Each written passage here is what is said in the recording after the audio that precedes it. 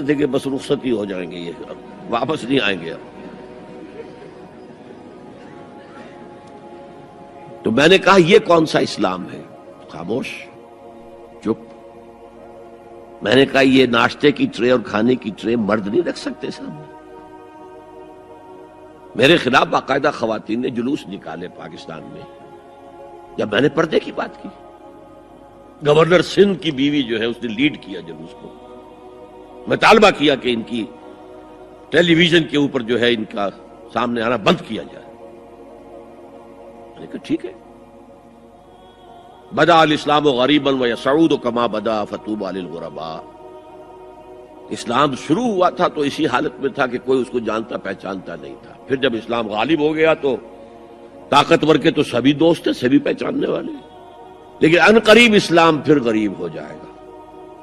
تو جو اسلام کی غربت کے ساتھ خود غریب ہو جائیں ان کے لیے مبارکباد. اسلام کا دامن نہ چھوڑے، چاہے انہیں کہا جائے کہ یہ تو بڑے ہی دقیانوسی لوگ ہیں، بڑے کٹر لوگ ہیں. میں نے اس زمانے میں چیلنج کیا تھا، مجھے بتاؤ کیا فرق واقع ہوتا ہے. آپ کہیں گے عورتوں کو اگر ہم گھر میں بٹھائیں تو ہماری اکانومی سفر کرے گی، آدھی ہماری جو ہے لیبر وہ کام نہیں کرے گی. میں نے کہا where there's a will there's a way. Cottage industry کا انتظام کرو. نمبر 1، گھروں میں بیٹھ کر کام کریں. دوسری جنگ عظیم کے دوران ایک بڑا علاقہ تھا دلی میں جس کا ہر گھر کارخانہ بنا ہوا تھا. کرخندار، یہ ایک قوم کا نام پڑ گیا، کرخندار. چھوٹی چھوٹی مشینیں لگی، کہیں بٹن بن رہے ہیں، کہیں بکسوئے بن رہے ہیں، کہیں نکریں سل رہی ہیں، کہیں پینٹیں سل رہی ہیں، کہیں جو ہے کرتے سل رہے ہیں، قمیضیں. صبح کے وقت ٹرک آیا، خام مال دے گیا، شام کو آیا، تیار مال لے گیا. عورت نہ گھر سے نکلی نہ باہر گئی، کچھ نہیں، اور کام کیا، کما لیا. کاٹیج انڈسٹری کا انتظام کرو. اسی طریقے سے ایسے یونٹ بناؤ انڈسٹریل جس میں عورتیں کام کریں، عورتیں سپروائز کریں. ورکنگ آورز کم رکھو تاکہ وہ اپنے گھر کا کام بھی کر سکیں. کرو. عورتوں کے ہسپتال میں عورتیں مرد، عورتیں مریض، عورتیں ڈاکٹر، عورتیں مریض، عورتیں نرسز. مردوں کے ہسپتال میں فیمیل نرسز کا کیا کام ہے؟ کیا میل نرسز نہیں ہوتے؟ اور کیا آرمی کے اندر جو فارورڈ یونٹس ہوتے ہیں کہ جو جاتے ہیں محاذ کے اوپر، ان میں کوئی عورت نرس جاتی ہے؟ میل نرسز جاتے ہیں. حالانکہ سب سے زیادہ نرسنگ کی ضرورت وہاں ہوتی ہے.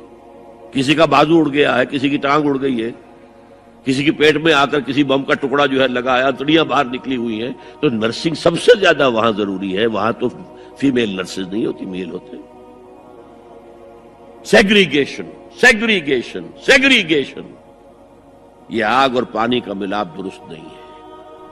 تو بڑا، سب سے بڑا پردہ لونڈیوں کے مسئلے کی وضاحت. سوال نمبر 1 اکبر علی صاحب ہیں. یہ اکبر علی بیگ. قرآن مجید سورۃ المومنون کی آیت نمبر 5-6 کا ترجمہ یہ ہے: جو اپنی شرمگاہوں کی حفاظت کرتے ہیں بجز اپنی بیویوں کے یا ان عورتوں کے جو ان کے قبضے میں ہیں، یعنی لونڈیاں. اس میں ان پر کچھ ملامت نہیں. یہاں پر کون سی لونڈیاں مراد ہیں؟ کیا ان کا رواج آج کل ہے کسی لڑکی کو پیسے دے کر خرید کر لونڈی بنانا؟ تو اسلام میں سخت منع ہے. از راہ کرم تفصیل سے وضاحت کیجیے.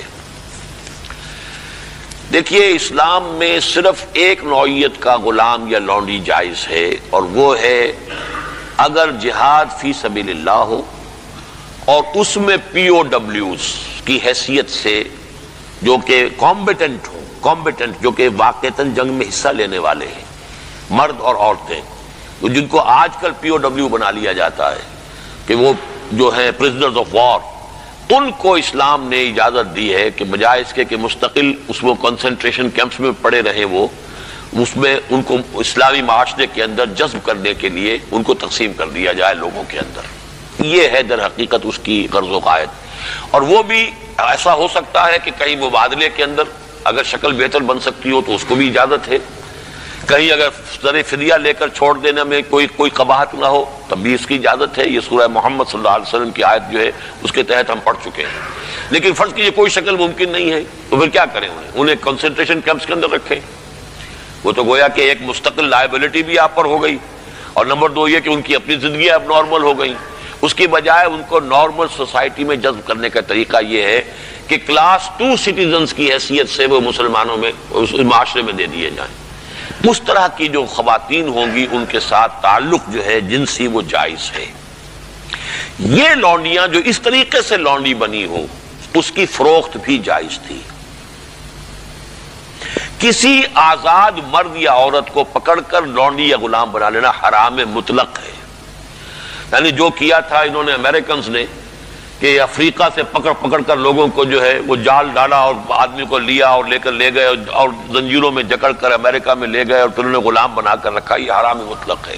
اسلام کی تاریخ اس نوع کے کسی بھی غلط حرکت سے بالکل پاک ہے، خالی ہے، صرف جنگ کے اندر.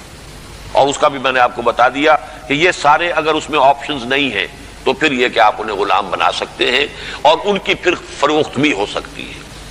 یہ ہے جو میرے علم میں ہے. باقی کسی کو خام خواہ آپ نے خرید لیا اور کسی کو پکڑ کر کسی آزاد کسی مرد یا عورت کو اور زبردستی لے جا کر کے بھیجا، یہ تو بالکل حرام مطلق ہے، بہت بڑا جرم ہے. یہ ضمنی سوال ایک صاحب نے کر دیا ہے کہ نکاح ان لونڈیوں سے بھی کرنا ہوگا. نہیں، نکاح لازمی نہیں ہے لونڈیوں کے ساتھ. نکاح تو کر لیا تو پھر تو زوجہ ہو گئی، وہ علیحدہ کیٹیگری کہاں رہی. لیکن ترغیب دی گئی ہے کہ اگر آپ کسی لونڈی کو آپ کی وہ لونڈی تھی، وہ تھی POW کے طریقے سے آئی تھی، کنیز تھی، آپ نے اسے آزاد کیا، اس سے نکاح کر لیا، بہت بڑا نیکی کا کام ہے. تو ایمینسیپیشن جو تھی غلاموں کی اور کنیزوں کی آزادی کے لیے راستہ اللہ تعالیٰ نے یہ پیدا کیا کہ بہت سے گناہ ایسے ہیں کہ جن کا کفارہ یہ رکھ دیا گیا غلام آزاد کرو، غلام آزاد کرو.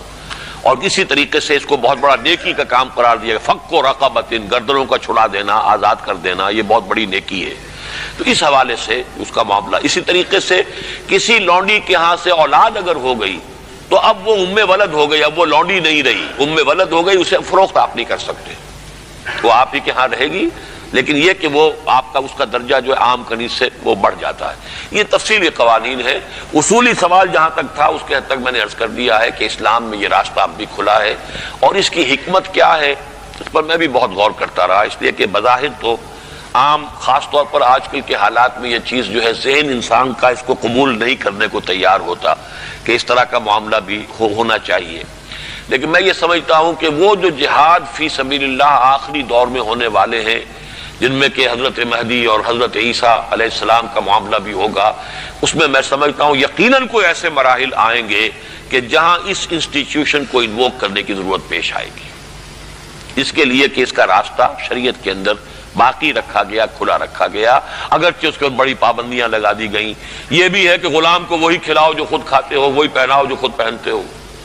کام کا بھی بوجھ اس پر اتنا زیادہ نہ ڈالو کہ جس کا بہت مشقت والا ہو جائے. کوئی بہت سخت کام ہے تو تم خود بھی اس کے اندر شریک ہو جاؤ اس کے ساتھ. یہ ساری چیزیں ہیں، ان کے ساتھ نیک سلوک کرنا، اچھا سلوک کرنا. اسی کا نتیجہ یہ ہے کہ عالم اسلام میں ایک دور ایسا آیا کہ مشرق و مغرب میں سب سے بڑی حکومتیں جو تھیں وہ غلاموں کی تھیں.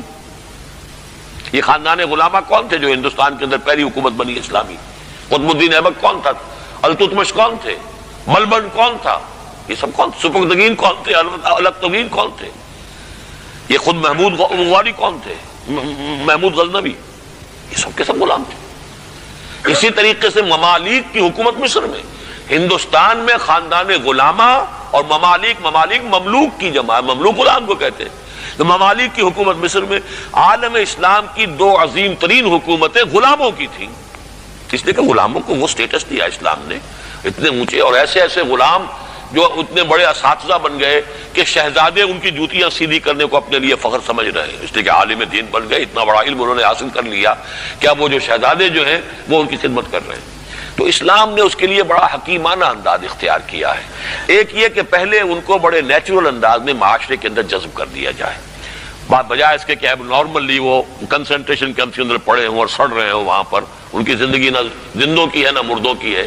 اس کی بجائے یہ شکل اختیار کر لی گئی، ان کے ساتھ حسن سلوک کی ترغیب دی گئی، ایمینسیپیشن کے راستے کھول دیے گئے. باقی اس انسٹیٹیوشن کو بالکل ختم اس لیے نہیں کیا گیا میرے نزدیک واللہ عالم کہ اس انسٹیٹیوشن کو انووک کرنے کی ضرورت پیش آئے گی آخری دور کی جنگوں میں. واللہ عالم. کہ ایمان دل میں آ گیا تو ایک کشاکش اندر شروع ہو جائے گی. میں اگر فرائڈ کی اصطلاح استعمال کروں تو ایگو اور اڈ یا لبیڈو میں تصادم ہوگا. آپ کے نفس کی خواہش کچھ اور ہے، ایمان کہتا ہے غلط. کشاکش ہوگی کہ نہیں؟ یہ اندرونی جہاد ہے اپنے نفس کے خلاف. جیسے فرعون نے کہا تھا الیس لی ملک مصر وہذہ الانہار تجری من تحتی، کیا میں بادشاہ نہیں ہوں مصر کا؟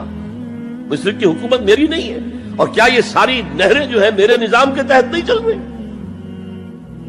اسی طرح برا نہ مانیے، ہمارا نفس کہتا ہے یہ جسم میرا ہے، میری ملکیت ہے، اٹس مائی ڈومین، میری خواہش پوری کرنی ہوگی. جیسے اس نے کہا میں نہیں جانتا کوئی خدا ہے میرے سوا اور میرے اوپر، میں نہیں مانتا. نفس بھی کہتا میں نہیں ماننے کو تیار، کیا حلال ہے کیا حرام ہے، کیا جائز ہے کیا ناجائز، میری خواہش پوری کرو.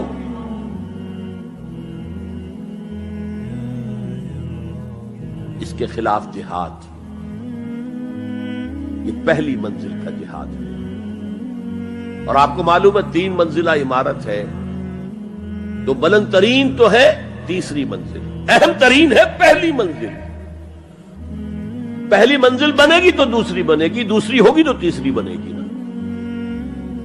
پہلی منزل یہ ہے اور اہم ترین یہ ہے. اسی لیے مولانا روم نے کہا نفس ماں ہم کم طرز فرعون نیست، میرا نفس بھی فرعون سے کم نہیں ہے، لیکن ایراعون نیست، اس کے پاس لاؤ لشکر تھا، اس نے زبان سے بھی کہہ دیا تھا انا ربکم الاعلی، میں ہوں خدا. میرا نفس بیچارہ اس کے پاس کوئی لاؤ لشکر نہیں، زبان سے تو یہ کچھ نہیں کہتا، اندر یہی کہتا میں بادشاہ ہوں اس وجود کا، میری مرضی پوری. اسٹرگل اگینسٹ دس بیسر سیلف، ایک سیلف ہے اونچی سیلف، خودی، انا، ایگو، اور ایک ہے یہ بیسر سیلف، یمانی جبلتیں جو اندھی بہری ہیں، جو حلال اور حرام سے انہیں کوئی غرض نہیں، ان کے خلاف جہاد کرنا. آپ نے فرمایا صلی اللہ علیہ وسلم المجاہد من جاہد نفسہ، اصل مجاہد وہ ہے جو اپنے نفس کے خلاف جہاد کر سکے. تمہارے اندر یہ دشمن تو بیٹھا ہوا ہے، تکڑا ہے، تمہیں کنٹرول کر رہا، چلے وہ باہر کے دشمن